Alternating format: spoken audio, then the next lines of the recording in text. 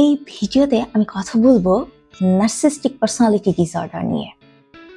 যে ডিসঅর্ডারের নামকরণ করা হয়েছে চমৎকার একটা গল্প থেকে।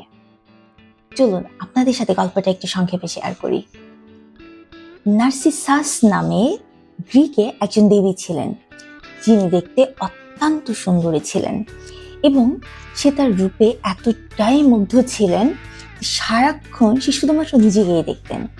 ঠিক ওই সময় গ্রিকে যিনি দেবতা ছিলেন, তিনি নার্সিসাসকে ভালোবাসেন এবং তাকে বিয়ের প্রপোজাল করেন, কিন্তু নার্সিসাস তাকে রিজেক্ট করে দেন।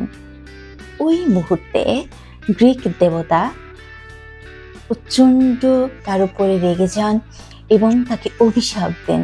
এবং তার অভিশাপটা ছিল এরকম, তিনি তাকে অভিশাপ দেন যে নার্সিসাস যেন ফুলে পরিণত হন এবং তার জন্মস্থান, বেড়ে ওঠা এবং তার মৃত্যুটাও যেন জলাশয়ের পাশে হয়। এটার পেছনে একটা কারণ রয়েছে।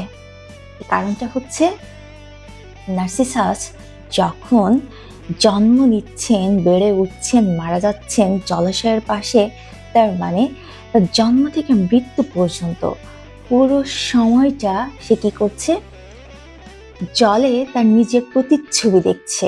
অর্থাৎ তার জন্ম এবং মৃত্যু দুটোই হচ্ছে নিজেকে দেখতে দেখতে।